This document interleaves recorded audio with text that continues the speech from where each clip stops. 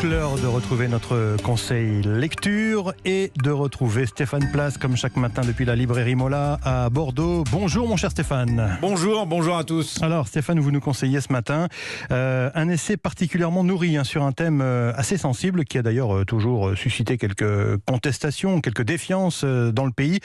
C'est l'histoire des élites françaises qui est l'objet de l'ouvrage donc, dont vous nous recommandez la lecture ce matin. Figurez-vous que le mot élite pour désigner la fine fleur de la société détenant le pouvoir commence à être utilisé à partir du XIVe siècle. Ça ne date donc pas d'hier, explique Éric Anseau dans cet ouvrage qui étudie l'évolution des élites françaises, de la crise de l'Ancien Régime au grand confinement, à cette pandémie qui a d'ailleurs vu s'imposer dans les médias des scientifiques, des experts, des médecins, une élite de la santé en quelque sorte. Dans cette France, l'auteur revient sur le mouvement des Gilets jaunes notamment, où la relation des élites avec le peuple a toujours été empreinte d'une grande défiance. Réflexion magistrale, fresque historique que vous recommande Jean-Baptiste Garros, libraire chez Mola. Les élites ne sont plus les mêmes. Ce que montre Éric Anseau, c'est que les élites aujourd'hui doivent composer avec de nouveaux outils, à savoir la médiatisation extrême, de nouveaux appareils de communication qui changent drastiquement la donne. Il montre aussi que les Français ont très peu confiance en leurs élites par rapport à d'autres pays, à d'autres démocraties. Emblématique ô combien de l'élite dans notre pays, tellement décriée, l'ENA, l'École nationale d'administration, qui sera remplacé le 1er janvier prochain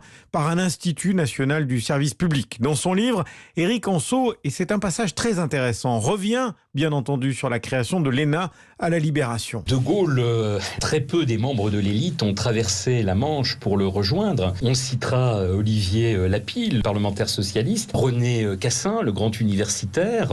En dehors de ces hommes, c'est bien davantage le peuple, les marins de l'île de Sein, d'humbles personnalités qui le rejoindront. Et parmi ces jalons de la reconstruction, il y a une date très importante, c'est l'ordonnance effectivement d'octobre 1945 qui crée l'École nationale d'administration. Il s'agit de créer des hauts fonctionnaires totalement dévoués au service de l'État qui ne s'immiscent pas dans les sphères politiques. Il s'agit d'ouvrir, ça c'est très neuf, aux femmes. On va également s'ouvrir aux couches populaires. On a en tête Alain Peyrefitte lui-même d'un milieu extrêmement modeste. Bien évidemment dans cette première ENA, il y a aussi des fils de ministres, etc. Mais il y a cette ouverture populaire. Et également, pour le rayonnement de la France, une ouverture internationale. Ce projet initial, très très beau, va se pervertir malheureusement au fil des décennies. Les énarques ne vont pas rester dans leur sphère de compétence, c'est-à-dire la haute fonction publique. Et dans ses conclusions, Éric Anseau souligne une aspiration schizophrénique très française, écrit-il, où l'on attend des élites qu'elles soient dotées de vertus exceptionnelles tout en les désirant humbles, respectueuses et proches. Merci Stéphane Place, votre conseil de lecture